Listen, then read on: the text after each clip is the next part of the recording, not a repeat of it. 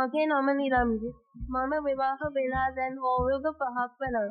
මගේ මුළු ලෝකයම උණින් මගේ හස්බන්ඩ් මිහිරංග සහ අපේ පුංචි පුතා සම්බුත්. අපි හරිම සතුටින් හිටපු පාරක්. මිහිරංග කියන්නේ හරිම කරුණාවන්ත. මාව පුතාවත් වන වගේ බලා ගන්න කෙනෙක්. ඒ ජීවිතේ හැමදාම එකම විදියට දොලාගෙන යන්නේ නෑ. අපිට ලොකු මූල්‍ය අවශ්‍යතාවයක් ආවා. ගේ හදන්න ගත්ත ණය වගේම තවත් වියදම් ගොඩක් එකතු වුණා. අන්තිමට අපි තීරණය කළා මිහිරංග රට යන්න ඕනේ කියලා. නිරංජි මම යන්නේ අපේ අනාගතය වෙනුවෙන්. මම දන්නවා ඔයාට තනියම ඉන්න අමාරුයි කියලා. ඒක අපි මේ ප්‍රශ්න ටිකෙන් ඉක්මනට ගොඩ එන්න ඕනේ. මිහිරංග එයා යන්න කලින් දවසේ රෑ මගේ අතින් අල්ලගෙන කිව්වා. මම දැසක පගලු පොරවාගෙන එයා දිහා බලාගෙන හිටියා.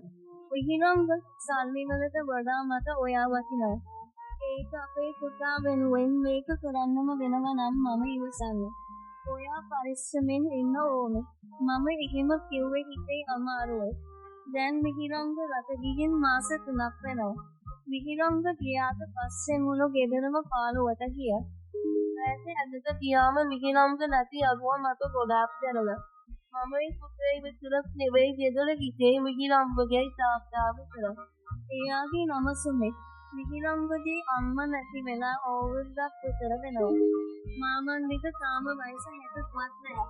එයා හරිම ශක්තිමත් හැදිදැඩි මනුස්සයෙක්. මිහිරංග නැති අදව කරවන්න මාමන්දි අපිට ගොඩාක් උදව් කළා. ඔව් ඔයා ළමයාව ලෑස්ති කරන්න. මම ඉස්කෝලේ අරන් යන්න. ඔයා ගෙදර වැඩ ටික කරගන්න. මාමන්දි උදේට දුක ඉස්පාල් අවමේ දෙරපා කරා. ස්තුතියි මාමන්දි. ඔයා ඉන්න එක මට ලොකු අයත්. මම හදවතින්ම එයාට ගල් කළා. පුතා ඉස්කෝලේ ගියාම ගෙදර ඉතිරි වෙන්නේ මමයි මාමන්දි විතරයි. ගෙදර වැඩ ඉවර වුණාම අපි දෙන්නම වත්තේ වැඩ කරනවා. වත්තේ පොල් තලවලට වතුර දාන එක. වංකල ගලවන එක වගේ වැඩ කරනකොට මගේ හිතේ තිබුණ තනිකම ටිකක් මකන්න මාමන්දි උත්සාහ කළා. මාමන්දි මාත් එක්ක hina වෙලා කතා කරනවා. නෝ මිහිරංග ගියාට පස්සේ දෝ ගොඩක් කෙට්ටු වෙලා. හරියට කෑමක් ගන්නේ නැද්ද? දවසක් වත්තේ ගොඩ කොලොක්ගේ මාමන්දි මගෙන් ඇහුවා. නැහැ මාමන්දි මම කනවා. ඒත් එයා නැති පාළුව කියනවලු. මම hina වෙලා කිව්වා. හැබැයි කාලයක් යනකොට මට මාමන්දිගේ වෙනසක් දැනෙන්න ගත්තා. එයා මගේ දිහා බලන විදිය ගොරේ වගේ මට හිතුණා. ඉස්සර තිබුණේ කේසිනිකෝස වෙනුවට එයාගේ ඇස්වල මොකක්දෝ අමුත්තක් තිබුණා. දවසක් මම කුස්සියේ ඉන්නකොට මාමන්දි කුස්සියට ආවා. මොනවද දෝ හොයන්නේ? හරි සුවදයිනේ. එයා මගේ පිටිපස්සෙන් හැවිත් ගෑවෙන නොගෑවෙන දානක හිටගත්තා. මම ටිකක් එහාට උනා. අද පරිප්පුවයි මාලයි මාමන්දි මම කිව්වේ ටිකක් අපහසුයි. බෝත ඕනේ නම් මම උදව් කරන්නම්. එයා මගේ ඇඟේ ගෑවෙන්න වගේ ළම උනා. මම ඉක්මනට එතනින් අයින් වෙලා සාලයට ගියා. මට මේක මහා වදයක් වුණා.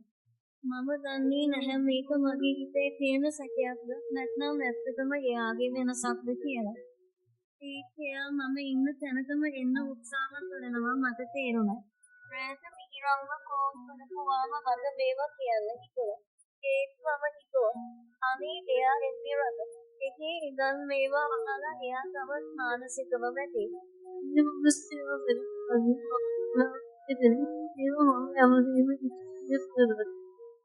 නිරංජි ඔයා මොකද මේ දවස්වල සද්ද නැත්තේ?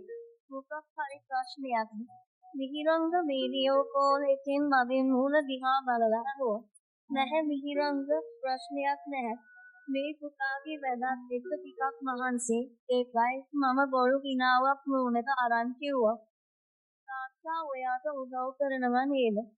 තාත්තා කිව්වා නිරංජි හරිම හොඳට ගෙදර වැඩ බලා ගන්නවා කියලා. මිහිරංග එහෙම කියද්දි මගේ පපුව බෝස් දාලා පත්තු වුණා.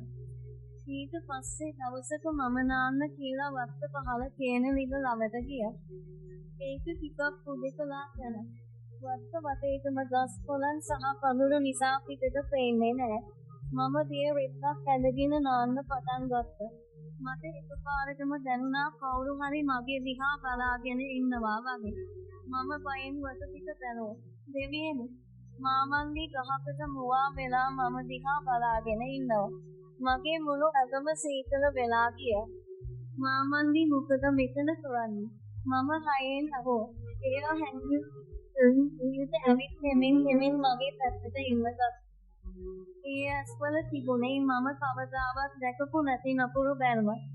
ඒකෝ බය වෙන්නේ. මම ආවේ දෝගේ තනිකම මකන්න.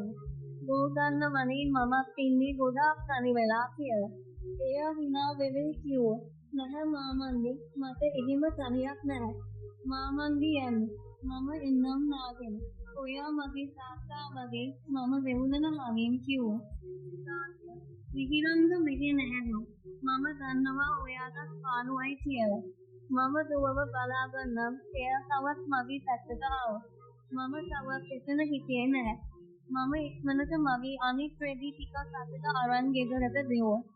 මගේ හදවත ගැහෙන සද්දේ මටම රැහුණා. ගෙදරට ගිහින් මම කාමරේට වැදිලා දොර වහගත්තා. මම ගොඩක් ඇදුවා. මට අතහා ගන්න බැරි වුණා මම මෙච්චර කාලයක් ගරු කරපු මිනිස්සයා මෙහෙම කරාවේ කියලා. අම්මේ ඒ අගන්න. පුතා කාමරේට ඇවිත් මගෙන් අහුවා. නැහැ පුතේ, ඇහැට මොකක් හරි කියලා. අපි ඉක්මනට ලෑස්ති වෙමු. අපි අම්මලාගේ ගෙදර යනවා. මම පුතාව බදාගෙන කිව්වා. මම ඉක්මනට මගේ සහ පුතාගේ රෙදි ටික බාගිතට ගාවක්කා. මට ඕනේ කොහොම හරි මේ නිවෙන් පැනලා යන්න. මාමන්දි සාලේ එන්නවා මට අහුණා. මම පිටිපස්සේ දොරෙන් පැනලා පුතා පිටු පාරට ආවා. පාරට ඇවිත් ට්‍රේවීල් එක අල්ලගෙන මම කෙලින්ම මගේ අම්මලාගේ ගෙදර ගියා. අම්මලා මාව දැකලා පුදුම වුණා. නිරංජී, මොකද මේ අකාලේ?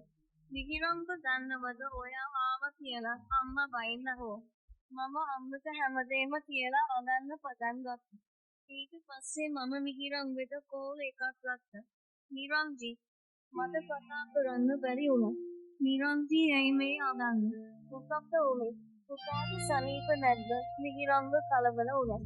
මම වෙච්ච හැමදේම අරලින ළඟ වුණ සිද්ධියත් එක්කම විහිරංගට කිව්වා. විහිරංග විනාඩියක් විතර නිහඬව හිටියා. මට එයාගේ සුසුම් හඬ ඇහුණා. මම කවදාවත් කිව්වේ නැහැ මගේ තාත්තා මෙහෙම කරයි කියලා.